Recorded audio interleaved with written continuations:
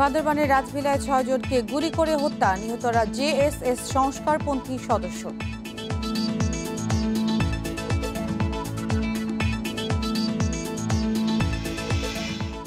স্বাস্থ্যসহ কয়েকটি মন্ত্রণালয়ের রদবদলের জোর গুঞ্জন, দেখা যেতে পারে কিছু নতুন মুখ।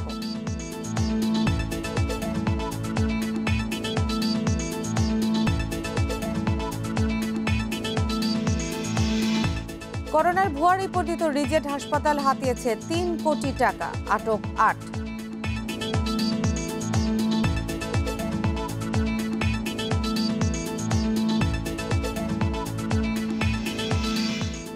করোনা পরিস্থিতিতে কোরবানির পশুর চাহিদা কম, দাম না পেয়ে লোকসানে খামারেরা।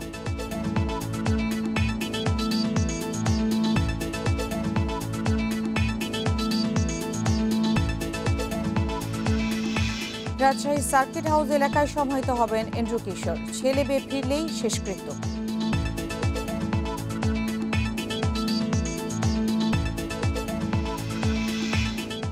স্বাগত বিরতিহীন ইন্ডিপেন্ডেন্ট সংবাদে টানা ১ ঘন্টা আপনাদের সঙ্গে আছি আমি নুসরাত আফরিন। শিরোনাম শুনছিলেন, এবার বিস্তারিত। বান্দরবানের রাজভিলায় প্রতিপক্ষের ব্রাশ ফায়ারে ৬ জন নিহত হয়েছেন। তারা জেএসএস সংস্কারপন্থী দলের ৬ নেতাকর্মী বলে দাবি করেছে গ্রুপটি। এই ঘটনায় গুলিবিদ্ধ হয়েছেন আরও ২ জন। সকাল ৭টার দিকে বান্দরবান সদর উপজেলার রাজভিলা ইউনিয়নে বাগবাড়া এলাকায় এই ঘটনা ঘটে। নিহতরা হলেন জেএসএস এমএন লার্মা গ্রুপের বান্দরবান সমন্বয়ক রতন তঞ্চঙ্গা, সদস্য বিমল কান্তি চাকমা, ডেভিড মার্মা, প্রগতি চাকমা, দীপেন ত্রিপুরা ও জয় ত্রিপুরা। সকালে রতন তঞ্চঙ্গার বাসায় নাস্তার জন্য প্রস্তুতি নিচ্ছিলেন নিহতরা। এমন সময় সশস্ত্র একদল সন্ত্রাসী তাদের ঘেরাও করে এলোপাথারি গুলি করে।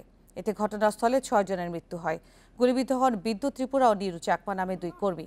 এই ঘটনায় এলাকায় থমথমে অবস্থা বিরাজ করছে।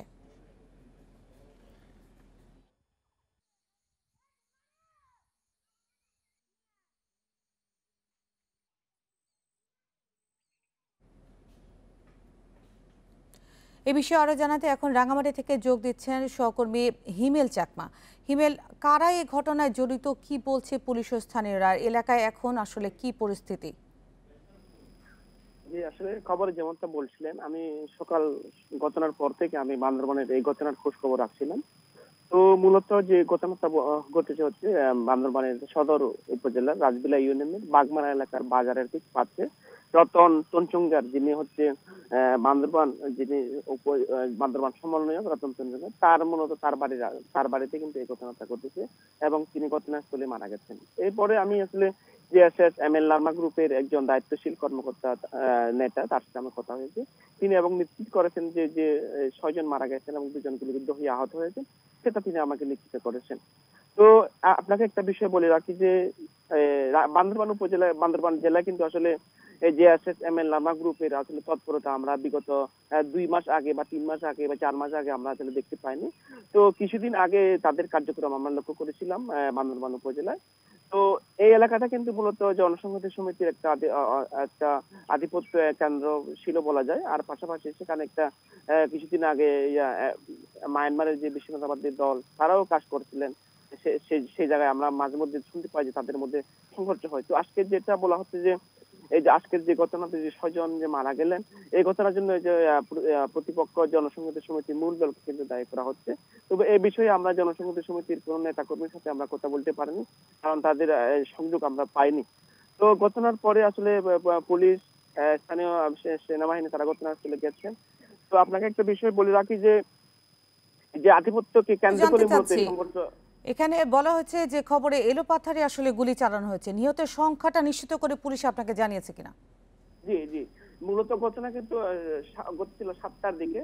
তো আমি পুলিশের সাথে কথা বলেছিলাম। ৭টার মূলত যে ৬ জন নিহত, তারা একটি বাড়িতেই ছিলেন, মূলত রতন তঞ্চঙ্গার বাড়িতে। তো সশস্ত্র গ্রুপটি এসে মূলত তাদের ভোর সকালে উঠে এসে কিন্তু ঘেরাও করে মূলত এলোপাতাড়ি ব্রাশ ফায়ার করে। এমন অবস্থা যে যারা মারা গেছেন তারা আসলে কোনো কিছু বুঝে ওঠার আগে কিন্তু এই ব্রাশ ফায়ারের ঘটনাটা ঘটেছে। তো এখানে কিন্তু বাজার এলাকায় ঘটনার পরপরই কিন্তু সেখানে নিরাপত্তা বাহিনী উপস্থিত হয়েছেন এবং তারা মরদেহগুলো উদ্ধার করেছেন। তো এলাকা কিন্তু এরপরে কিন্তু আসলে এখনো পর্যন্ত টমটম পরিস্থিতি বিরাজ করছে বলে আমাকে সেখানকার স্থানীয় লোকেরা আমাকে জানিয়েছেন। তো এই ঘটনা কিন্তু কাউকে এখন আটক করা যায়নি। যারা হত্যার কাণ্ডে যারা জড়িত ছিলেন তাদের কিন্তু কাউকে আটক করা যায়নি। এই হচ্ছে আমার কাছে বান্দরবানের যে ঘটনার সর্বশেষ পরিস্থিতি। হিমেশ চাকমা জানাচ্ছিলেন বান্দরবানের পরিস্থিতির খবর। মন্ত্রিসভায় রদবদলের জোর গুঞ্জন শুরু হয়েছে। ধারণা করা হচ্ছে স্বাস্থ্য মন্ত্রণালয় সহ কয়েকটি মন্ত্রণালয়ে পরিবর্তন আসছে। মন্ত্রিসভায় যুক্ত হতে পারে কয়েকটি নতুন মুখ, তবে কবে কখনো কাকে কোন দায়িত্ব দেওয়া হচ্ছে সে বিষয়ে নিশ্চিত তথ্য নেই আওয়ামী লীগ নেতাদের কাছে। তারা বলছেন সবই নির্ভর করছে প্রধানমন্ত্রী শেখ হাসিনার সিদ্ধান্তের উপর। সহস্রচিতে শপথ করিতেছি যে 2018 সালের 30 ডিসেম্বর একাদশ জাতীয় সংসদ নির্বাচনে জয়ী হয়ে টানা তৃতীয়বার সরকার গঠন করে আওয়ামী লীগ। 7 জানুয়ারি আওয়ামী লীগ সভাপতি ও প্রধানমন্ত্রী শেখ হাসিনার নেতৃত্বে 24 মন্ত্রী, 19 প্রতিমন্ত্রী ও 3 উপমন্ত্রী নিয়ে 47 সদস্যের মন্ত্রিসভার যাত্রা শুরু হয়। এরপর থেকেই মন্ত্রী, প্রতিমন্ত্রী ও উপমন্ত্রীদের কাজের মূল্যায়ন শুরু হয়। প্রায় 1.5 বছরে সমালোচনা হয়েছে বেশ কয়েকজনকে নিয়ে। গেল বছর দেশের ডেঙ্গুর প্রকোপের মধ্যে সপরিবারে মালয়েশিয়া যাওয়ায় প্রশ্নবিদ্ধ হন স্বাস্থ্যমন্ত্রী জাহিদ মালেক। করোনা মহামারীতেও তার বিরুদ্ধে অক্ষমতার অভিযোগ উঠেছে। মন্ত্রিসভার রদবদলে এর প্রতিফলন দেখা যেতে পারে বলে ধারণা করা হচ্ছে। এই মন্ত্রণালয়ের পারফরমেন্স নিয়ে যেসব কথাবার্তা বাজারে আসে সেই যার সাথে আমি দ্বিমত পোষণ না করেও বলতে পারি যে এই ব্যাপারটিও মাননীয় প্রধানমন্ত্রী নিশ্চয়ই তার সকল বুদ্ধিমত্তা দিয়ে তিনি বিবেচনায় নেবেন এবং এই মন্ত্রণালয়টি ভালোভাবে চলুক, এই মন্ত্রণালয়ের পারফরমেন্সটা আরও সমৃদ্ধ হোক, এটা আমাদের সকলেরই কাম্য। এদিকে প্রতিমন্ত্রী শেখ মোহাম্মদ আবদুল্লাহর মৃত্যুর পর ফাঁকা হয় ধর্ম মন্ত্রণালয়। মন্ত্রিসভা পুনর্বিন্যাসে এ মন্ত্রণালয়ের শূন্যতা ঘোচানোও বিবেচনায় থাকছে। এর পাশাপাশি পূর্ণমন্ত্রী নেই আরও 11টিতে। এসব জায়গায় বসতে পারেন নতুন কেউ। একমাত্র উনিই বলতে পারবেন কোনো পরিবর্তন সংযোজন করবেন কিনা, সেটা একেবারে সম্পূর্ণভাবেই মাননীয় প্রধানমন্ত্রীর এখতিয়ার। তিনি যে কোনো সময় যে কোনো মুহূর্তেই এই কাজটি করতে পারেন। এটি তার মানে প্রধানমন্ত্রিত্ব চালানোর সুবিধার্থে তিনি যে কোনো সময় সিদ্ধান্ত নিতে পারেন। শেষবার মন্ত্রিসভার সম্প্রসারণ হয় 2019 সালের 13 জুলাই। সেদিন মহিলা ও শিশু বিষয়ক প্রতিমন্ত্রী হিসেবে শপথ নেন ফজিলাতুন্নেসা ইন্দিরা। প্রতিমন্ত্রী ইমরান আহমদ পদোন্নতি পেয়ে পূর্ণমন্ত্রী হন। শাহাদাত স্বপন, ইন্ডিপেন্ডেন্ট নিউজ, ঢাকা। লাইসেন্সের মেয়াদ না থাকলেও করোনা চিকিৎসার জন্য বিশেষায়িত হাসপাতালের অনুমোদন পেয়েছিল রাজধানীর রিজেন্ট হাসপাতাল। সেখানে করোনার ভুয়া রিপোর্ট দেওয়ার পাশাপাশি চিকিৎসা শেষে ধরিয়ে দেওয়া হতো ভুতুরে বিল। এভাবে গত 3 মাসে তারা হাতিয়ে নিয়েছে 3 কোটি টাকা। অবশেষে র্যাবের অভিযানে আটক হলেন হাসপাতালটির পরিচালক সহ 8 জন। রিজেন্ট হাসপাতালের লাইসেন্সের মেয়াদ শেষ হয় 2014 সালে। এরপর আর নবায়ন করা হয়নি। তারপরও করোনা চিকিৎসায় স্বাস্থ্য অধিদপ্তরের স্বীকৃতি পায় হাসপাতালটি। এখানে কোনো ভালো ডাক্তার নাই, এখানে কোনো পরীক্ষা হয় না, ও জাস্ট পয়সা নেয়। একদিনের বিল তারা আমাদেরকে ধরাই দিচ্ছে হচ্ছে 38,000 টাকা। গোপন সংবাদের ভিত্তিতে সোমবার হাসপাতালটিতে অভিযান চালায় র্যাব। জানানো হয় রোগী সংগ্রহের পর ইচ্ছামতো কোভিড পজিটিভ নেগেটিভ রিপোর্ট তৈরি করে ভর্তি করা হতো হাসপাতালে। মানে আমি যখন বললাম যে 100টা স্যাম্পল 50টা আমি ল্যাবে নিয়ে গেলাম, নিপসনে দিলাম আর 50টা 50টা এখান থেকে রিপোর্ট বানায় দেওয়া হবে। চুক্তি অনুযায়ী বিনামূল্যে করোনা চিকিৎসা দেওয়ার কথা থাকলেও এ পর্যন্ত প্রায় 10,000 মানুষের নমুনা সংগ্রহ ও চিকিৎসার নামে প্রায় 3 কোটি টাকা হাতিয়ে নিয়েছে রিজেন্ট কর্তৃপক্ষ। এখানে প্রায় 10,000-এর উপরে স্যাম্পল কালেকশন করা হয়েছে এবং প্রত্যেকের কাছ থেকে 35 কোটি টাকা নিয়েছে, এক নম্বরে। দ্বিতীয়ত হচ্ছে এই স্যাম্পলের অর্ধেকের বেশি স্যাম্পল টেস্ট না করে রিপোর্ট দেওয়া হয়েছে। এই যে অপরাধগুলি, সমস্ত অপরাধ এবং সমস্ত টাকা নিয়ন্ত্রণ সব কিছু চেয়ারম্যান নিজে করতো। আমরা এখনও দেখছি আসলে এর সাথে আরও কী কী বিষয় ইনভলভ আছে, কী অপরাধগুলি আছে। র্যাব বলছে অনিয়মের অভিযোগে 8 জনকে আটক করা হলেও পলাতক হাসপাতালের chairman Mohammad Shahed. Nahid Kamal, independent News, Dhaka. কথায় আছে ঘুষ দিলে কিনা হয়, তাই বলে লকডাউন এলাকা থেকে বাইরে বের হতেও ঘুষ। অবিশ্বাস্য হলেও সোমবার ঘটনাটি ঘটেছে পুরান ঢাকার ওয়ারিতে। ঘুষ নিয়ে এলাকা থেকে লোকজনকে বাইরে বের হতে দিচ্ছেন কোনো স্বেচ্ছাসেবক। ঘুষের বিনিময়ে অবাধ চলাচল ছাড়াও সেখানে দেখা গেছে সমন্বয়হীনতা। পুলিশ বলছে স্বেচ্ছাসেবকদের দায়িত্বে রয়েছেন স্থানীয় ওয়ার্ড কাউন্সিলর। কেউ অনিয়ম করে থাকলে নেওয়া হবে ব্যবস্থা। সোমবার সকাল 9টা 43 মিনিট, ওয়ারির লারমিন স্ট্রিটের শেষ প্রান্ত। হঠাৎ দেখা গেল স্বেচ্ছাসেবকদের হাতে টাকা গুঁজে দিয়ে এলাকা থেকে বের হচ্ছেন লোকজন। বেশ কয়েকজনের ক্ষেত্রে দেখা গেল এই ঘুষ লেনদেনের, আর যারা ঘুষ দেননি তাদের দেয়া হয় বাধা। কেন টাকা নিয়ে বের হতে দিচ্ছেন এমন প্রশ্ন প্রথমে অস্বীকার করেন স্বেচ্ছাসেবক আফ্রিদি। পরে অবশ্য এর জন্য ক্ষমা চান তিনি। আমার ভুল হয়ে গেছে, এরকম নেক্সট টাইম আর হবে না। কি ভুল হয়ে গেছে? টাকাটা নিয়েছি যে এটা আমার ভুল হয়ে গেছে। ঘুষের বিনিময়ে অবাধে চলাচল ছাড়াও লকডাউন এলাকায় রয়েছে অব্যবস্থাপনা। কাজের দোহাই দিয়ে কিংবা স্বেচ্ছাসেবক ম্যানেজ করে কেউ বের হতে পারলেও আটকে দেয়া হচ্ছে অসুস্থদের। আবার কারো কারো সঙ্গে হয় বিতণ্ডা। আচ্ছা, আপনি আমার সাথে একটু কথা বলুন। আমি কেন আপনার সাথে কথা বলতে যাব? কেন আমি তো ইনচার্জ না, আমি আপনার সাথে কথা বলতে চাচ্ছি। আমি কেন মিডিয়ার সাথে কেন আমি কথা বলতে যাব? একজনকে বের করে দিয়েছেন ওখানে বলে, আবার এই লোকটাকে নিয়ে আসছেন। আপনি কি দেখছেন, প্রুফ দিতে পারবেন? কাকে দেখছেন পার করে দিতে? অবশ্যই না, সে ওইখান দিয়ে আমি ইলিগালি ওনাকে যেতে দেখছি, দেখে ওনাকে আমি আটকাইছি। সেনাবাহিনী লোক ছিল, এই জন্য ওনাকে আমি এখানে নিয়ে হ্যান্ড ওভার করলাম যে কেন এখানে পাঠাইছেন। আমি কিন্তু মানবাধিকারের লোক, আমি কিন্তু এখানে আমি ওনাদের বিরুদ্ধে আছি যে ওনারা কি করতেছে না করতেছে। আমরা ডাক্তার দেখাইতে আসছি, ঢুকতে দিছে, বলছি যে প্রেগনেন্সি, তো উনি ঢুকতে দিছে। তো এখন আমাদের ডাক্তার রিপোর্ট করাতে দিছে, বলছে যে ওইখান থেকে করে নিয়ে আসেন। তো আমাদের তো বের হতে হবে, আর আধা ঘন্টা যাবত আমরা ঘুরতেছি, কোথাও দিয়ে বের হইতে যায় না। পুলিশ বলছে স্বেচ্ছাসেবকরা রয়েছেন স্থানীয় ওয়ার্ড কাউন্সিলের নিয়ন্ত্রণে। যদি কোনো স্বেচ্ছাসেবক অনিয়ম করে থাকেন তাহলে তার বিরুদ্ধে ব্যবস্থা নেওয়া হবে। ওয়ার্ড কাউন্সিলরও জানান একই কথা। গলিপথসমূহ লকডাউন করা আছে আর সিল করা আছে, সেখানে সবখানে আমাদের পুলিশ ডেপ্লয়মেন্ট নাই। বাহির এবং প্রবেশ এই গেটসমূহ আমাদের আছে। আর আপনি যে কথাটা বললেন সেটা আমি মনে রাখলাম, সেটা জেনে তার বিরুদ্ধে ব্যবস্থা নেওয়া হবে কাউন্সিলকে সাথে নিয়ে। আপনি আমাদের ওই দেন, আমরা তাকে মোবাইল কোর্টের মাধ্যমে আমরা তাকে সাজা দিয়ে দেবো এক্ষুনি। এখন ওকে আইন অনুযায়ী যা ব্যবস্থা করার আমরা 1 ঘন্টার মধ্যে তা ব্যবস্থা নেব। আপনি আমাদের ছবি দেন এখন। এদিকে স্বাস্থ্য অধিদপ্তর বলছে লকডাউন এলাকায় কোনোভাবেই প্রবেশ কিংবা বের হতে পারবে না সাধারণ মানুষ। বের হলে যে উদ্দেশ্যে লকডাউন করা তার কার্যকারিতা থাকবে না, বাড়বে সংক্রমণ। বাইরে বেরোবেন না, ভিতরে ঢুকবেন না জরুরি প্রয়োজন ছাড়া। সেখানে স্বাস্থ্য ব্যবস্থা নিশ্চিত করা, সেখানে বুথ বসানো, সেগুলো সবকিছু কার্যক্রম চলছে এবং সবাই কিন্তু দেখভাল করছে। সেক্ষেত্রে জনগণ অবশ্যই সম্পৃক্ত হতে হবে এবং আমাদের বারবার করে রিসেবল টেস্ট সবকিছু মিলে কিন্তু সংখ্যাটা আসলে ওইখানে সংক্রমণ হারটা হলো যে কমানোর জন্য আমাদের লকডাউনটা করা। ওয়ারিতে করোনায় গত রোববার পর্যন্ত মারা গেছেন 7 জন। লকডাউনের পর এলাকায় নতুন করে শনাক্ত হয়েছেন 7 জন, আর সব মিলিয়ে আক্রান্ত 53 জন। আল আমিন হোসেন, ইন্ডিপেন্ডেন্ট নিউজ, ঢাকা। ওয়ারি লকডাউন নিয়ে আরো জানাতে এবার যোগ দিচ্ছেন সহকর্মী শাহরিয়ার অনির্বাণ। এর আগের খবর আপনি জানিয়েছিলেন যে গত 3 দিনের তুলনায় আজকে আসলে অফিসগামী মানুষের ভিড় কিছুটা কম। আর ওয়ারিতে আসলে তাহলে লকডাউনের পরিস্থিতি বা ব্যবস্থাপনার যে অভিযোগগুলো ছিল সেখানে কতটুকু অগ্রগতি হয়েছে, কি দেখছেন সেখানে? দেখুন, আজকে চতুর্থ দিনের সকালবেলার এখন বলা যায় যে 9টা পেরিয়ে গেছে।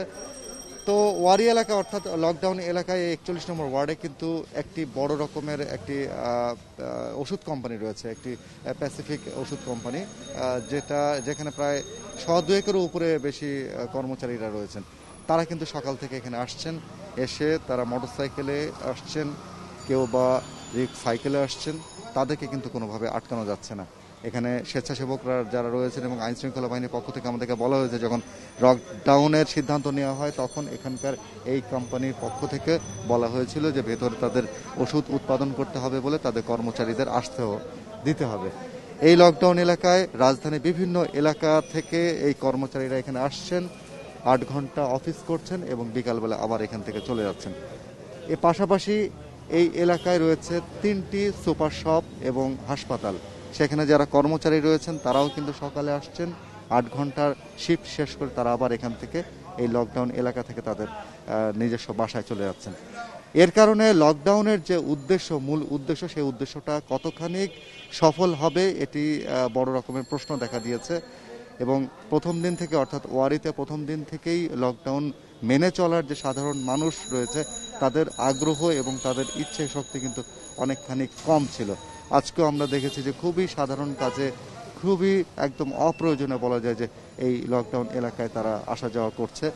এবং এখানে প্রবেশ মুখ যেহেতু একটা করা হয়েছে, সেই প্রবেশ মুখে টিপু সুলতান রোডে এই প্রবেশ মুখে কিন্তু যারা প্রবেশ করছেন তাদের প্রত্যেকের নাম রেজিস্ট্রেশন করা হচ্ছে এবং যারা চাকরিজীবী রয়েছেন বিভিন্ন প্রতিষ্ঠানে তাদের প্রতিষ্ঠানের পক্ষ থেকে নাম এখানে দেওয়া হয়েছে এবং সেই নাম অনুযায়ী চেক করে তাদেরকে ভিতরে প্রবেশ করতে হচ্ছে। যেহেতু আউটার রোড অর্থাৎ বেরিয়ে যাওয়ার জন্য Tipu Sultan road, Jahangir road, Dhaka Sylhet highway অর্থাৎ জয়কালী মন্দির এবং ইনার রোড অর্থাৎ প্রবেশ পথ যেটা রাখা হয়েছে Larmini street, Ware street, Hare street এবং র্যাঙ্কিন স্ট্রিট এবং নবাব স্ট্রিট, এই 5টি পথ দিয়ে মূলত বের হওয়া যাবে এবং প্রবেশ করা যাবে এবং বের হওয়া যাবে 3টি পথ দিয়ে। এর বাইরে কোনো পথ দিয়েই 41 নম্বর ওয়ার্ডে প্রবেশ করার কোনো সুযোগ নেই। প্রতিটা গলির মুখেই লকডাউন করে দেওয়া হয়েছে এবং আইন শৃঙ্খলা বাহিনীর সদস্যরা রয়েছেন। কিন্তু প্রবেশ এবং বেরিয়ে যাওয়ার যে পথ, সে পথে কিন্তু লকডাউনের যে আইন, সে আইন এখন পর্যন্ত মেনে নেওয়ার জন্য যে শক্ত অবস্থান, সে শক্ত অবস্থান কিন্তু আইন শৃঙ্খলা বাহিনীর খুব একটা চোখে পড়ছে না এবং স্থানীয় যারা রয়েছেন তাদের। শাহরিয়ার মিয়া জানাচ্ছিলেন ওয়ারি থেকে। গত 5 দিন ধরে কমছে করোনা পরীক্ষার সংখ্যা। 18,000 থেকে এই সংখ্যা নেমেছে 13,000-এ। স্বাস্থ্য অধিদপ্তর বলছে দেশে করোনা পরীক্ষার কিটের কোনো সংকট নেই। স্বাস্থ্য বিভাগের কাছে মজুদ আছে 1.5 লাখ কিট। তাদের দাবি মূল্য নির্ধারণ করায় কমেছে অপ্রয়োজনীয় করোনা পরীক্ষা। পাশাপাশি পরপর 3 দিন করোনার উপসর্গ না থাকলে করোনা পরীক্ষার প্রয়োজন নেই। রোগীদের ছাড়পত্র দেওয়ার ক্ষেত্রে এমন নিয়ম করায় কমেছে পরীক্ষার সংখ্যা। গত 2 জুলাই 18,000 নমুনা পরীক্ষা হলো। পরের 4 দিন 13 থেকে 14,000 নমুনা পরীক্ষা হয়েছে। অথচ সারা দেশে 73টি পিসিআর ল্যাবে করোনা নমুনা পরীক্ষা করা হচ্ছে।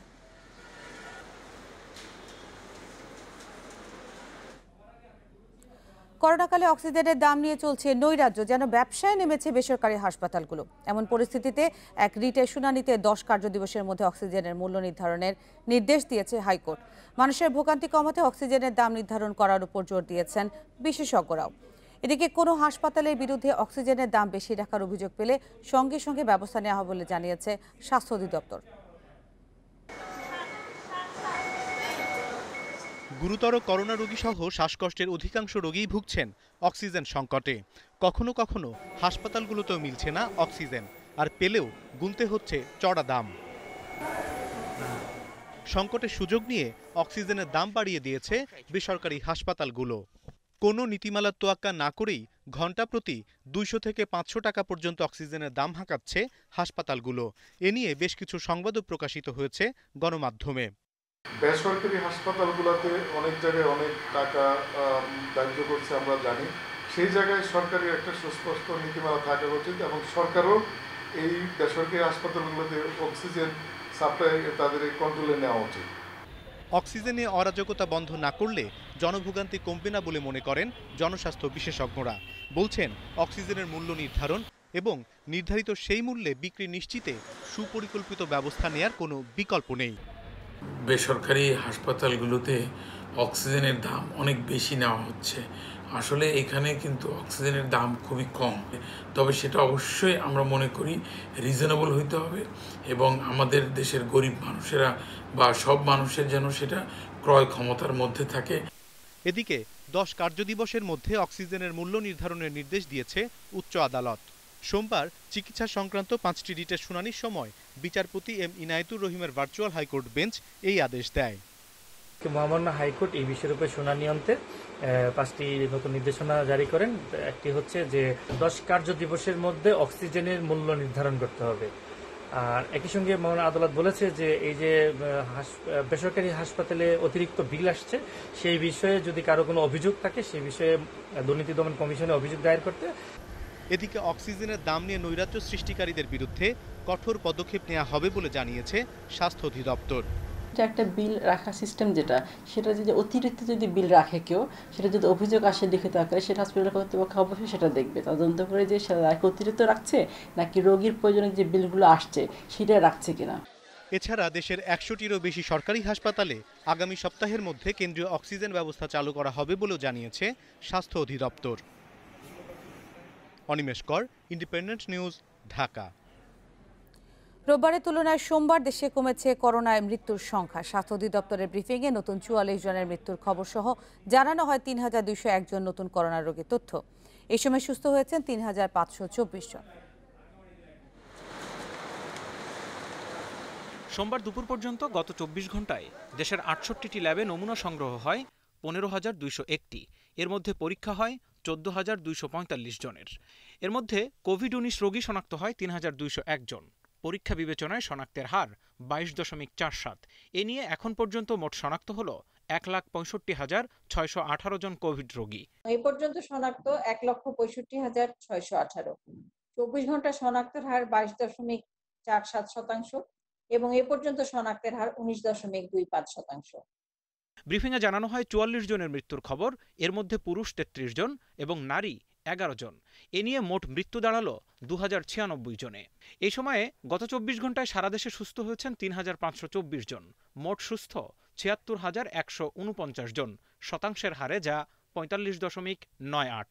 এ পর্যন্ত মৃত্যুবরণ করেছেন পুরুষ ১,৬৫৭ জন এবং নারী ৪৩৯ জন। শতাংশ বিবেচনায় পুরুষ ৭৯.০৫% এবং নারী ২০.৯৫%।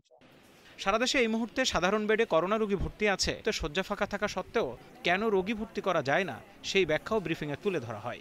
অনেক সময় মেডিসিন বিভাগের রোগী বেশি থাকলেও, যদি সার্জারি এবং গাইনি বিভাগে আইসিইউ খালি থাকলেও সেখানে দেওয়া যায় না, কারণ সার্জারি এবং গাইনি বিভাগের রোগীদের জন্য যে আইসিইউর ব্যবস্থা বা অনেক সময় অপারেশনের রোগী থাকে, সেই জন্য মেডিসিন বিভাগের আইসিইউর চাহিদা থাকলেও গাইনি এবং সার্জারি বিভাগের আইসিইউ খালি থাকলেও চিকিৎসাগত কারণে রোগী দেওয়া যায় না।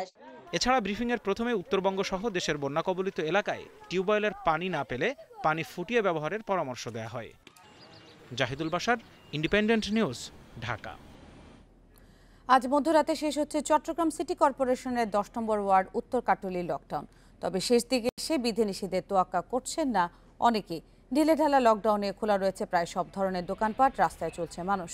ওয়ার্ডের বিভিন্ন প্রবেশপথে দেয়া বেষ্টনী অবাধে পার হচ্ছেন অনেকে। তবে ওয়ার্ড কাউন্সিলরের দাবি, লকডাউনে করোনা পরিস্থিতির যথেষ্ট উন্নতি হয়েছে, কমে এসেছে সংক্রমণ। চট্টগ্রামের রেড জোন চিহ্নিতের পর দ্বিতীয়বারের মতো উত্তর কাটুলি ওয়ার্ডে লকডাউন শুরু হয় ১৬ জুন। এছাড়া মাগুরা পৌরসভা ৪ নম্বর ওয়ার্ডের ২টি এলাকায় রেড জোন চিহ্নিত ঘোষণার পর চলছে লকডাউন। তবে এসব এলাকায় স্বাস্থ্যবিধি সেভাবে মানতে দেখা যায়নি। এই প্রশাসনের তেমন নজরদারিও।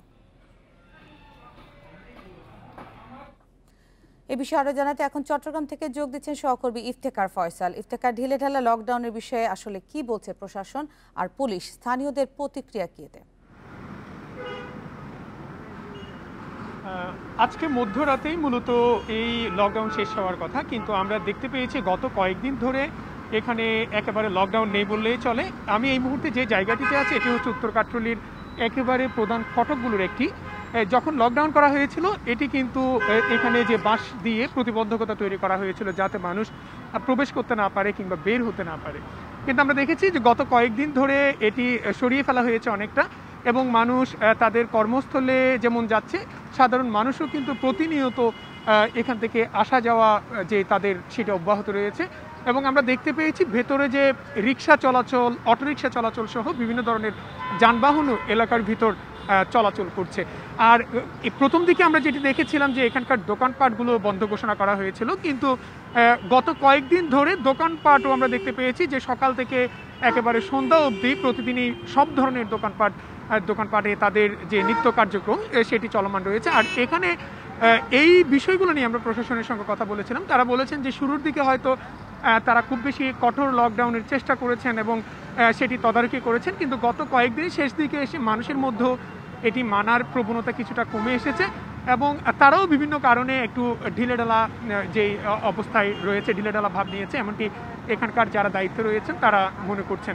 এবং তাদের পক্ষ থেকে বলা হচ্ছে যে লকডাউন যে উদ্দেশ্যে করা হয়েছিল সেই উদ্দেশ্যটি সফল হয়েছে, কারণ লকডাউন যখন শুরু হয়েছিল তখন এই এলাকাটিতে ১০১ জন সংক্রমিত ছিল, কিন্তু এর পরে তারা ২11 জনের নতুন করে পরীক্ষা করে, কিন্তু সেখানে সংক্রমণের সংখ্যা দেখা গেছে মাত্র 18 জন, যার মধ্যে এরই মধ্যে একজন সুস্থ হয়ে গেছেন।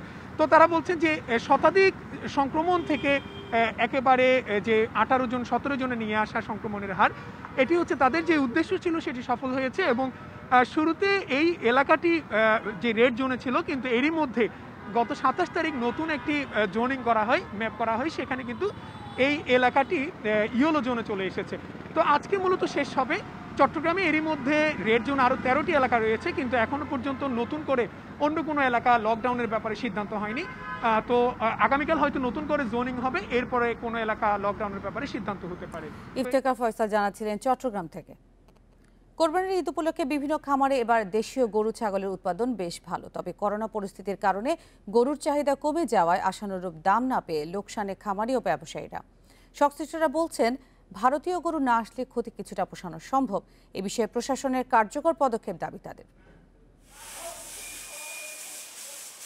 ঈদ উপলক্ষে কুষ্টিয়ার ছোট বড় প্রায় ৩৮,০০০ খামারে প্রস্তুত করা হয়েছে ১ লাখের বেশি গরু, ৭০,০০০ ছাগল এবং প্রায় ২০,০০০ ভেড়া ও মহিষ। এছাড়া এ সময়ে গ্রামাঞ্চলের অধিকাংশ বাড়িতেই একাধিক গরু ছাগল পালন করা হয়।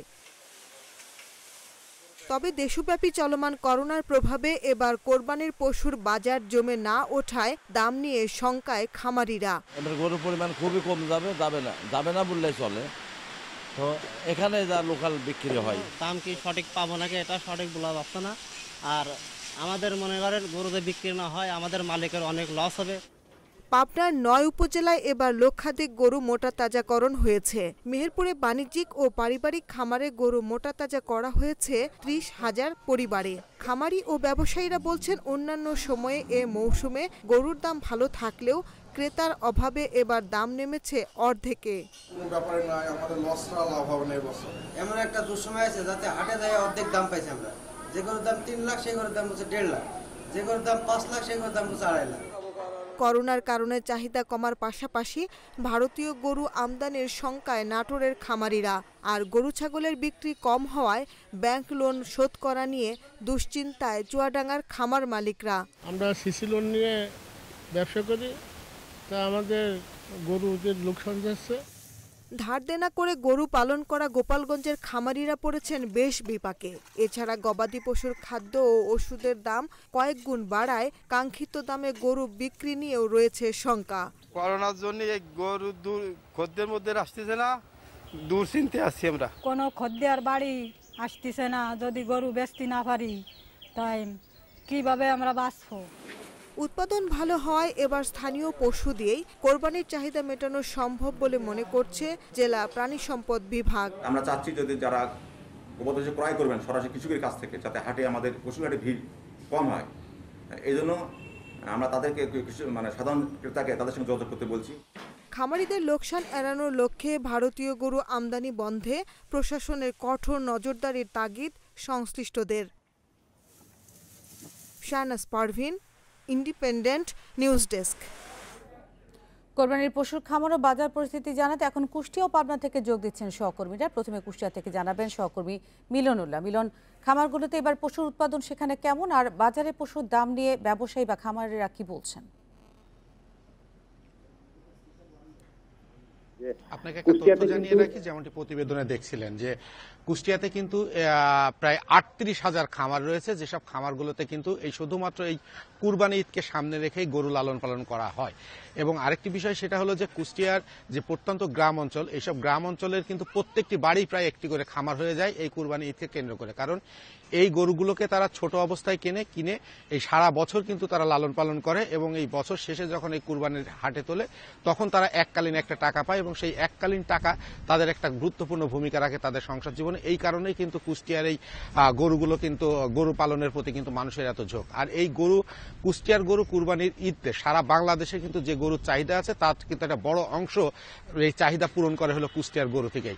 এবং এই জায়গা থেকে প্রায় ১,৫,০০০ গরু এবং ৭০,০০০ ছাগল কিন্তু এবার কুরবানি ঈদকে সামনে রেখে প্রস্তুত করা হয়েছিল। এবং এছাড়াও মহিষ আছে এবং ভেড়া আছে, সব মিলাই প্রায় ২ লাখের ঊর্ধ্বে কুরবানির পশু কিন্তু এবার এই কুরবানি হাটকে কেন্দ্র করে প্রস্তুত করা হয়েছে। কিন্তু ঠিক এই সময় আমি যে সময় কথা বলতেছি এই সময় থেকে শুরু করে কিন্তু ঢাকার বিভিন্ন জায়গা থেকে বা দেশের বিভিন্ন অঞ্চল থেকে কিন্তু ব্যাপারীরা বাড়ি বাড়ি গিয়ে কিন্তু গরু কেনা শুরু করে। কিন্তু এখন পর্যন্ত আমরা যেটা খোঁজখবর নিয়ে জানতে পেরেছি যে এখন পর্যন্ত কিন্তু বাইরের কোনো ব্যাপারী এইসব বাড়িতে এসে বা এইসব খামারে এসে কিন্তু গরু কেনার প্রতি কোনো আগ্রহ দেখাচ্ছে না। আমি গত শনিবারে গিয়েছিলাম কুষ্টিয়ার সর্ববৃহৎ যে হাট আলামপুর হাটে, সেখানে গিয়ে আমরা দেখেছি যে গরু যে পরিমাণে উঠেছে খরিদ্দার বা কাস্টমার কিন্তু সেই পরিমাণে এখানে দেখা যায়নি।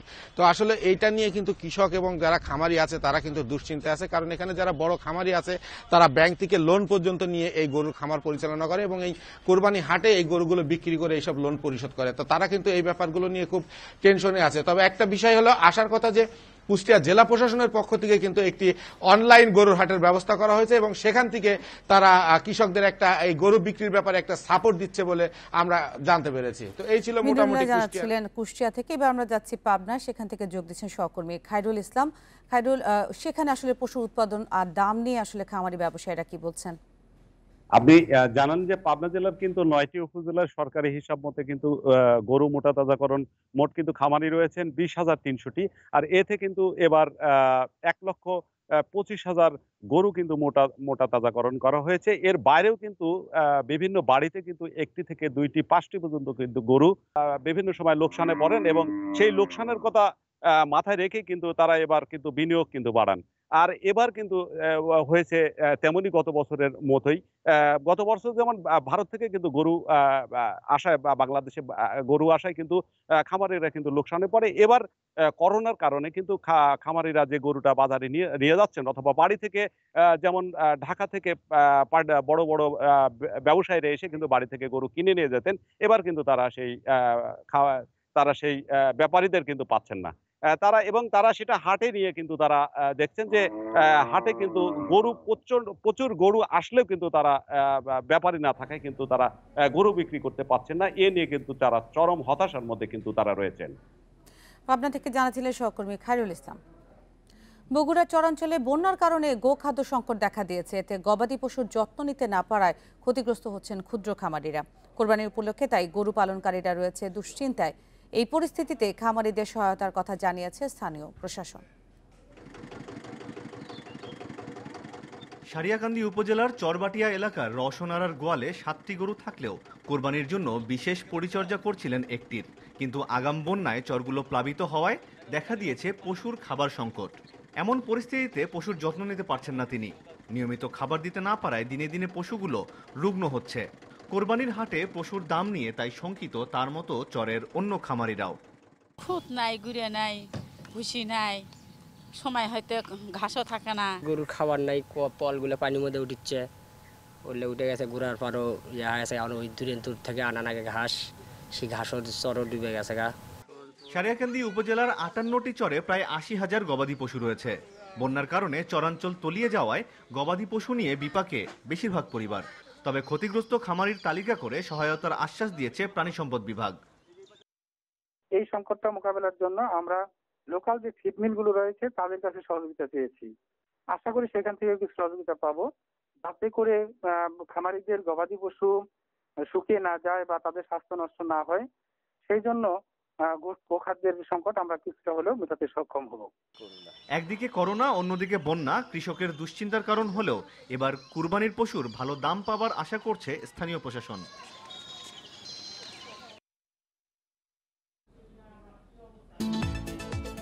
ক্যান্সারের সঙ্গে দীর্ঘদিন লড়াই করে অবশেষে পৃথিবী থেকে বিদায় নিলেন জনপ্রিয় সঙ্গীত শিল্পী এন্ড্রু কিশোর। জন্ম জেলা রাজশাহীর একটি হাসপাতালে চিকিৎসাধীন অবস্থায় সোমবার সন্ধ্যা 7টায় তার মৃত্যু হয়। বয়স ছিল 64 বছর। তার মৃত্যুতে শোক জানিয়েছেন রাষ্ট্রপতি ও প্রধানমন্ত্রী। শিল্পীর মৃত্যুর খবরে শোক নেমে এসেছে শিল্পাঙ্গন এবং তার অসংখ্য ভক্ত শ্রোতার মাঝে। পরিবারের পক্ষ থেকে জানানো হয়, আপাতত মরদেহ রাজশাহী মেডিকেল কলেজ হাসপাতালের হিমঘরে রাখা হবে। অস্ট্রেলিয়া থেকে ছেলে শতক এন্ড্রু এবং মেয়ে সংজ্ঞা এন্ড্রু দেশে ফিরলে তবে হবে শেষকৃত্য। তাকে নগরীর সার্কিট হাউস এলাকায় সমাহিত করার কথা আছে। 9 মাস সিঙ্গাপুরে চিকিৎসা শেষে গত 11 জুন দেশে ফেরেন তিনি। এরপর থেকে রাজশাহীতে বোন শিখা বিশ্বাসের কাছে ছিলেন। অবস্থার অবনতি হওয়ায় বোনের পরিচালিত ক্লিনিকে ভর্তি হন এন্ড্রু কিশোর।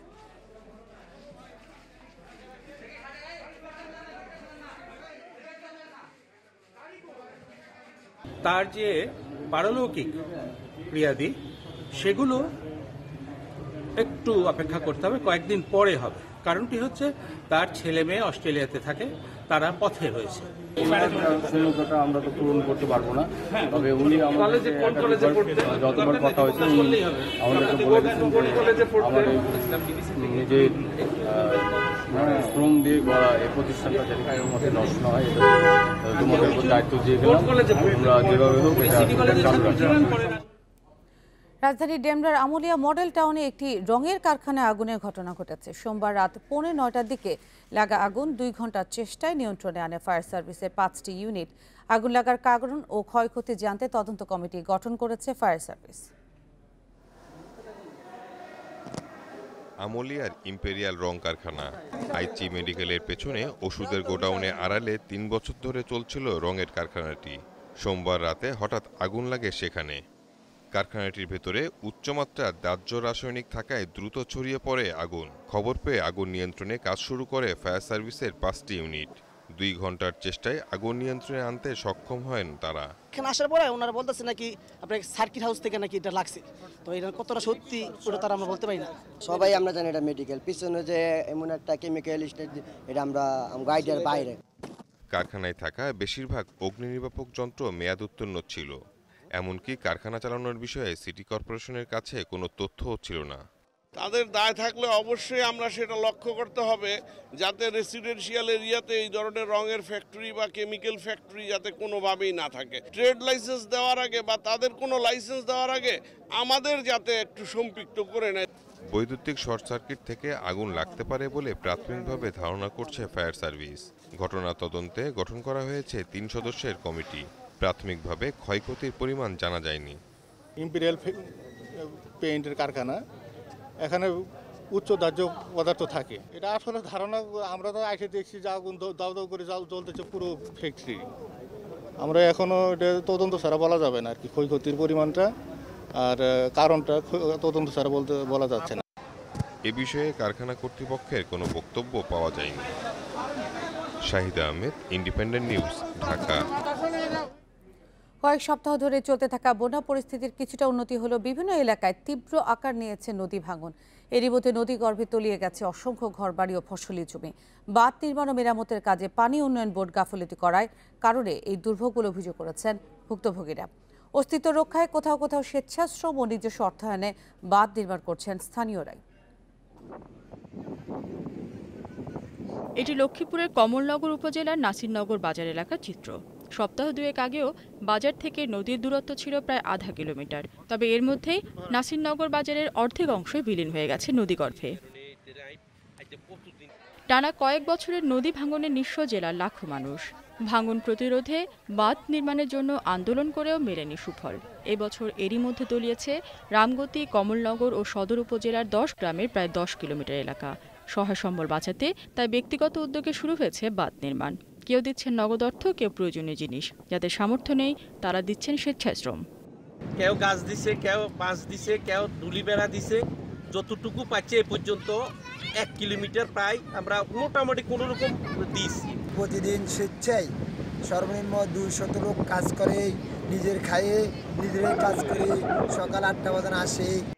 রামগতি কমলনগর নদী তীর রক্ষায় 16 কিলোমিটার বাঁধ নির্মাণে মন্ত্রণালয়ে প্রকল্পপত্র পাঠানো হয়েছে বলে জানিয়েছেন জেলা প্রশাসক। 2টা প্রকল্প আমাদের ডিপিপি অনুমোদনের অপেক্ষায় আছে। যদি ডিপিপি গুলো অনুমোদন হয় তাহলে 16.5 এবং 15.5 কিলোমিটার দৈর্ঘ্যের বেড়িবাঁধ আছে, সেটা নির্মাণ করা হবে। এগুলো অনুমোদনের অপেক্ষায় আছে। এছাড়া তাৎক্ষণিক বাঙ্গল রোধের জন্য কিন্তু আমরা কাজ করে যাচ্ছি। টাঙ্গাইলের কালীহাতি উপজেলার বেলটিয়া গ্রামে যমুনার আকস্মিক ভাঙনে নিঃস্ব মানুষের দিন কাটছে আতঙ্কে। পানি উন্নয়ন বোর্ড সময় মতো উদ্যোগ নিলে এমন পরিস্থিতি তৈরি হতো না বলে মনে করেন ভুক্তভোগীরা। অবশ্য পানি উন্নয়ন বোর্ডের পক্ষে বললেন জনপ্রতিনিধি। আজ না কাল না পরশু রোজার ঈদের আগের থেকে বস্তা ফালানোর কথা, আজ পর্যন্ত একটা বস্তা ফালানো হয়। পানি উন্নয়ন বোর্ডের ক্যামেরা ছিল, ওর ভিতর দিয়ে সব বাড়ি ভেঙে গেছে। ব্লক বানানোর এই সাইডে জায়গা নেই বিধায় ওই পাশে ব্লক বানিয়েছে।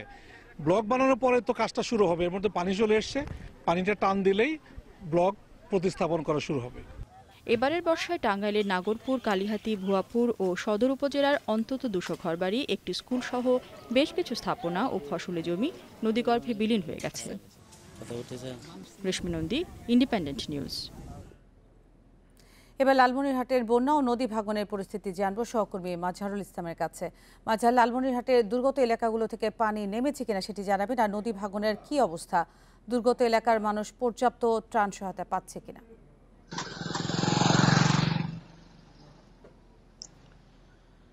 আপনি জানেন যে লালমনিরহাটের তিস্তা নদীর পানি গত কয়েক সপ্তাহ ধরে বিপদসীমার উপরে থাকার কারণে বন্যার অবনতি ঘটে এবং ব্যাপক ঘরবাড়ির ক্ষতিগ্রস্ত হয়ে পড়ে। এবং এই লালমনিরহাটের যে 5টি উপজেলার মধ্যে 4টি উপজেলার প্রায় 50,000 মানুষ পানিবন্দী হয়ে পড়ে। আর আপনি জানেন যে তিস্তা নদীর পানি বৃদ্ধির সময় এবং পানি যখন নেমে যায় সেই সময় এবং দুই সময়ে তিস্তা নদীর ভাঙনটা দেখা দেয়। এবং বর্তমানে যে অবস্থা সৃষ্টি হয়েছে সেটা হচ্ছে তিস্তা নদীর পানি নেমে যাওয়ার কারণে লালমনিরহাটের সদর উপজেলার গোকুন্ডা এলাকা, আদিতমারি উপজেলার মহিষকোচা ইউনিয়ন সহ বেশ কিছু এলাকা ভাঙন দেখা দিয়েছে। ইতিমধ্যে জেলা প্রশাসনের পক্ষ হতে বন্যা ক্ষতিগ্রস্ত যে পরিবার রয়েছে, যারা বন্যায় ভাঙনের শিকার হয়েছে, তাদেরকে 24 লক্ষ টাকা তাদের জন্য বরাদ্দ করেছে জেলা প্রশাসন, এবং বন্যায় যারা ক্ষতিগ্রস্ত পরিবার ছিল তাদের জন্য 124 মেট্রিক টন চাল, জিআর চাল বরাদ্দ করেছে, এবং সেগুলি উপজেলা নির্বাহী কর্মকর্তা এবং প্রকল্প বাস্তবায়ন কর্মকর্তাদের মাধ্যমে সেটা বিতরণের কাজ চলছে। আর আমার সঙ্গে পানি উন্নয়ন বোর্ডের নির্বাহী প্রকৌশলীর সঙ্গে কথা হয়েছে। তিনি বলেছেন যে সমস্ত ক্ষতিগ্রস্ত এলাকা বাঁধ রয়েছে এবং বিভিন্ন এলাকা রয়েছে, সেই সমস্ত এলাকায় কিন্তু ইতিমধ্যে জিআর বস্তায় এবং বালুর বস্তা, জিআর ব্যাগ সেখানে মজুত করে রেখেছে, এবং স্থানীয় জনপ্রতিনিধি যারা রয়েছেন তাদের মাধ্যমে এই কাজগুলি করা হবে। আর আমার সঙ্গে ইতিমধ্যে আমাদের যে জেলা যে কৃষি সম্প্রসারণ কর্মকর্তার সঙ্গে কথা হয়েছে। এখানে যে কৃষির যে আবাদি যে ফসলের ক্ষয়ক্ষতি হয়েছে, তিনি জানিয়েছেন এই লালমনিরহাট জেলায় এ পর্যন্ত প্রায় 100 হেক্টর জমির আবাদি ফসল নষ্ট হয়েছে। এই ছিল আমার কাছে সর্বশেষ। মাঝার ইসলাম জানাচ্ছিলেন লালমনিরহাট থেকে। করোনা ভাইরাসকে সামলাতে গিয়ে ব্যাহত হচ্ছে হাম, রুবেলা ও ডিপথেরিয়ার মতো জটিল রোগের টিকাদান কর্মসূচি। এতে শিশুদের মারাত্মক স্বাস্থ্য ঝুঁকির আশঙ্কা করছেন বিশেষজ্ঞরা। স্বাস্থ্য বিভাগ জানিয়েছে সব প্রস্তুতি নেওয়া আছে, করোনা পরিস্থিতির উন্নতি হলেই টিকা কার্যক্রম চালু হবে। শিশু স্বাস্থ্য সুরক্ষিত রাখতে নিউমোনিয়ার ধনুষ্টঙ্কার, টিটেনাস সহ 10টি সংক্রামক রোগের নিয়মিত টিকা দেওয়া হয় সরকারের সম্প্রসারিত টিকাদান কর্মসূচির আওতায়। সারা দেশের প্রায় 1,20,000-এর বেশি কেন্দ্রে সারা বছর কর্মসূচি চললেও করোনার ঝুঁকিপূর্ণ এলাকায় বন্ধ রয়েছে। করোনার উচ্চ ঝুঁকিতে রয়েছে নারায়ণগঞ্জ জেলা। সেখানকার দেওভোগ এলাকার বাসিন্দা আতিকুল কমলা দম্পতির মেয়ে সিফাত নুরি। এই সময়ে তাকে কয়েকবার টিকা কেন্দ্রে নিয়ে গেলেও দেয়া যায়নি। টিকা দিতে গেছি, অবশ্য ওখানে টিকা দেওয়ার কোনো প্রসেস নেই, কিন্তু এখন আমরা তো বাচ্চা নিয়ে খুব ঝুঁকির ভিতরে আছি। একই অবস্থা গাজীপুর সিটি কর্পোরেশনেও। স্বাস্থ্য কর্মকর্তারা জানালেন করোনার সময়ে তারা সীমিত আকারে টিকাদান কর্মসূচি চালাচ্ছেন। গত 18 মার্চ থেকে 3 সপ্তাহের ব্যবধানে সারা দেশে 9 মাস থেকে 10 বছর বয়সী 3,70,00,000 শিশুর হাম ও রুবেলার টিকা দেওয়ার ক্যাম্পেইন পরিচালনা করার কথা ছিল, কিন্তু করোনা ভাইরাসের কারণে কার্যক্রম স্থগিত করা হয়। দ্রুত সময়ের মধ্যে এটি চালুর তাগিদ বিশেষজ্ঞদের। করোনা ভাইরাসের জন্য আমরা চিন্তিত, কারণ মিজেলসের জন্য কিন্তু অনেক শিশুর মৃত্যু হতে পারে। তাই আমাদেরকে দুটো জিনিসের চিন্তা করতে হবে, যে এই করোনা ভাইরাসের এখন সংক্রমণটা কোন দিকে যাচ্ছে, 1 নাম্বার। 2 নাম্বার হলো যে আমরা কিভাবে প্ল্যান করব। হাম যেটা একজন আক্রান্ত হলে সেখান থেকে ম্যাক্সিমাম 18 জনকে এটা সংক্রমণ করতে পারে। তাহলে ট্রান্সমিশনটা সংক্রমণের দিক থেকে রুবেলা, মিজেলস, করোনার চাইতে বেশি। যেভাবেই হোক সুরক্ষা মেনটেন করে এই রুটিনটা ব্যাঘাত করা যাবেই না, এটা তাহলে আরো ক্ষতি হবে আর কি। সংশ্লিষ্ট কর্তৃপক্ষ বলছে এরই মধ্যে সবকিছু গুছিয়ে নেওয়া হয়েছে। অক্টোবরের মধ্যেই হাম ও রুবেলার ক্যাম্পেইন শেষ করা হবে। কোভিড-19 সিচুয়েশনে কিভাবে চলবে, লকডাউন এলাকায় কিভাবে আমাদের টিকাদান কর্মসূচিটা চলবে। স্কুলে যদি আমাদের বাচ্চাদেরকে না পাই, তাহলে সেক্ষেত্রে আমরা কমিউনিটিতে করব, এবং কমিউনিটিতে সেটা 2 মাস ধরে আমরা এই হাম রুবেলা ক্যাম্পেইনটি আমাদের চলবে। তিনি আরও জানান, গত 3 মাসে যেসব এলাকায় টিকাদানে ঘাটতি দেখা দিয়েছে সেখানে জোরালো কর্মসূচি চালানো হবে। Buddhadeb Kundu, independent News, Dhaka. কর বিভাগের আধুনিকায়ন প্রকল্পের কাজ শেষ না করে পুরো টাকা নিয়ে চলে গেছে ভিয়েতনামের প্রতিষ্ঠান এফটিপি ইনফরমেশন সিস্টেম। এমনকি ভিয়েতনামে বসেই এনবিআর-এর সার্ভারে ঢুকতে পারছে প্রতিষ্ঠানটি। এতে ঝুঁকিতে পড়েছে ভিভিআইপি সহ দেশের লাখো করদাতার তথ্য। পরিকল্পনা মন্ত্রণালয়ের এক মূল্যায়ন প্রতিবেদনে এই তথ্য উঠে এসেছে। তবে প্রতিবেদনকে ভিত্তিহীন ও মন করা দাবি করেছে জাতীয় রাজস্ব বোর্ড এনবিআর।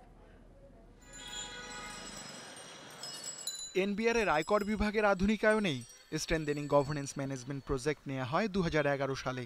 3 বার মেয়াদ বাড়িয়ে প্রকল্পটি শেষ হয় 2018 সালে। ব্যয় হয় প্রায় 600 কোটি টাকা। প্রকল্পের অংশ হিসাবে 51 কোটি টাকায় বাইট্যাক্স সিস্টেম গড়ে তোলার কাজ পায় ভিয়েতনামের প্রতিষ্ঠান এফপিটি ইনফরমেশন সিস্টেম।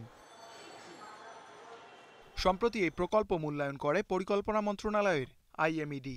প্রতিবেদনে বলা হয় বাইট্যাক্স এনবিআরকে পুরোপুরি বুঝিয়ে দেয়া হয়নি, যদিও সম্পূর্ণ বিল পরিশোধ করা হয়েছে। বাইট্যাক্স সিস্টেম পুরোপুরি বাস্তবায়ন না হওয়ায় সব শ্রেণীর করদাতা অনলাইনে রিটার্ন দিতে পারছেন না। উৎসে ও অগ্রিম কর দেওয়ার ব্যবস্থাও নেই সিস্টেমে। নানা ধরনের জটিলতা থাকায় রাজস্ব আয় কমার আশঙ্কা করছে আইএমইডি।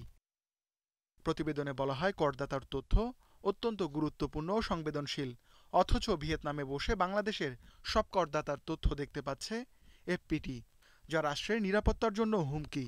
তাই দ্রুত সম্পূর্ণ সিস্টেম এনবিআর এর কাছে হস্তান্তরের উদ্যোগ নেওয়ার সুপারিশ করা হয়েছে প্রতিবেদনে। এই জাতীয় প্রকল্প গ্রহণ করে তার থেকে যদি ফলাফল সত্যি না পাওয়া যায়, সময় মতো না পাওয়া যায়, তাহলে তো দেশের ক্ষতি। প্রকল্পের যদি সেনসিটিভ তথ্যাদি তাদের কাছে এখনো থাকে এবং তারা যদি ওখান থেকে অপারেট করতে পারে, এটাও এনবিআর বা বাংলাদেশ সরকার কিভাবে অ্যালাউ করলেন সে বিষয়টিও দেখা দরকার। তবে আইএমইডির প্রতিবেদন অসত্য বলে দাবি করেছেন এনবিআর কর্মকর্তারা। তারা জানান, বাইটেক সিস্টেমের পূর্ণাঙ্গ নিয়ন্ত্রণ এখন এনবিআর এর কাছে। প্রকল্পের কাজ শেষ হওয়ার পর তারা প্রয়োজনীয় সব আইডির নিয়ন্ত্রণ নিয়েছেন, পরিবর্তন করেছেন পাসওয়ার্ড। এগুলো সঠিক না, এগুলো মন করা রিপোর্ট, এগুলো কেউ ইন্টেনশনালি এটা করছে। মানে রাষ্ট্রীয় অনেক গুরুত্বপূর্ণ লোকের তথ্য আছে, আমরা তো এত সহজে তাদেরকে এটার এন্ট্রান্স হইতে দিব না। আইএমইডির সাথে আমরা কথা বলছি, তারা আমাদের সাথে অসহযোগিতা করছে। আমরা যেভাবে তথ্যগুলো দিচ্ছিলাম সেইভাবে তারা উপস্থাপন করে নাই। এনবিআর কর্মকর্তারা জানান, ভিয়েতনামের একই প্রতিষ্ঠান ভ্যাট অনলাইন প্রকল্পেরও কাজ করছে। এ দুটি প্রকল্পই বিদেশি সাহায্য নির্ভর। Ruhul Amin, independent News, Dhaka. চাঁপাইনবাবগঞ্জ থানায় রিমান্ডে থাকা অবস্থায় এক আসামির মৃত্যু হয়েছে বলে অভিযোগ করেছেন তার স্বজনেরা। সোমবার জেলা সদর হাসপাতালে তার মৃত্যু হয়। তবে পুলিশের দাবি, হেরোইন সহ গ্রেফতার আসামি আফসার আলী আত্মহত্যা করেছেন। জেলা অতিরিক্ত পুলিশ সুপার জানান, রোববার বাগডাঙ্গার শুকনাপাড়া র্যাবের হাতে হেরোইন সহ ধরা পড়ে আফসার। এই ঘটনায় মামলার পর আফসারকে থানায় সোপর্দ করা হয়। সোমবার পুলিশ তাকে একদিনের রিমান্ডে পায়। জিজ্ঞাসাবাদের জন্য থানায় আনার পর রাতে সিলিং ফ্যানের সঙ্গে ঝুলে আত্মহত্যার চেষ্টা করে আফসার। পুলিশ সদস্যরা উদ্ধার করে সদর হাসপাতালে নিয়ে গেলে চিকিৎসক তাকে মৃত ঘোষণা করেন। বিশ্বে মহামারী করোনায় 24 ঘন্টায় মারা গেছে ৩,৫০০-এরও বেশি মানুষ। এ নিয়ে মোট প্রাণহানি দাঁড়ালো ৫,৪০,০০০-এর বেশি। বিশ্বে একদিনে শনাক্ত হয়েছে ১,৭০,০০০-এরও বেশি। মোট আক্রান্তের সংখ্যা ১,১৭,০০,০০০ ছাড়িয়েছে। সারা বিশ্বে এ পর্যন্ত সুস্থ হয়েছে ৬৬ লাখেরও বেশি মানুষ। যুক্তরাষ্ট্রে 24 ঘন্টায় প্রায় ৫০,০০০ জনের করোনা শনাক্ত হয়েছে। মৃত্যু হয়েছে ৩৪৯ জনের। মোট আক্রান্ত ৩০,৩৯,০০০ ছাড়িয়েছে। 24 ঘন্টায় সবচেয়ে বেশি মৃত্যু হয়েছে ব্রাজিলে ৬৫৬ জন।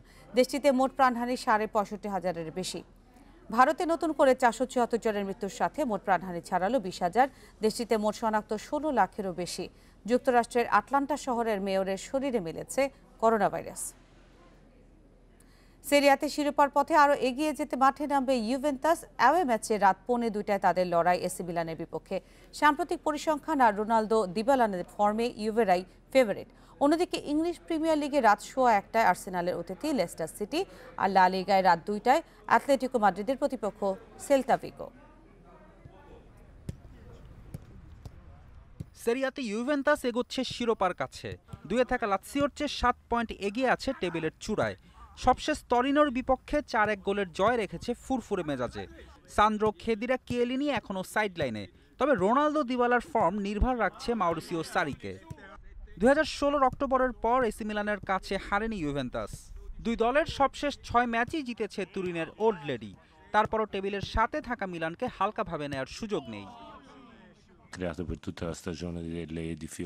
কঠিন ম্যাচ আমাদের জন্য।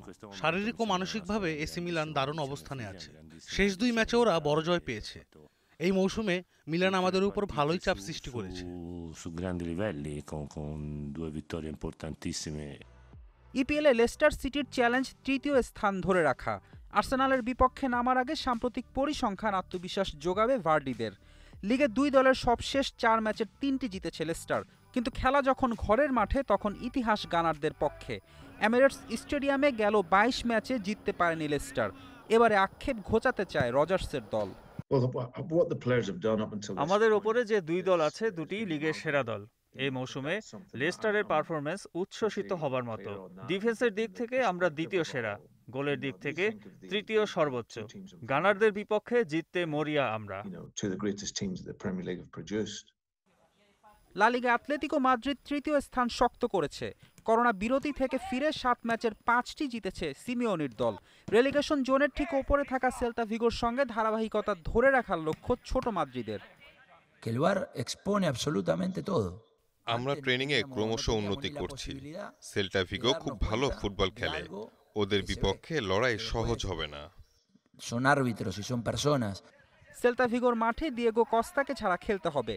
কার্ডের খড়গে পড়ে এ ম্যাচ মিস করছেন এই তারকা ফরওয়ার্ড। ফেরদৌস ইসলাম, ইন্ডিপেন্ডেন্ট নিউজ। এই ছিল বিরতিহীন 1 ঘন্টার সংবাদ। ইন্ডিপেন্ডেন্ট টেলিভিশনের সব খবর আরও বিস্তারিত জানতে চোখ রাখুন ফেসবুক, ইউটিউব ও টুইটারে। ধন্যবাদ সবাইকে।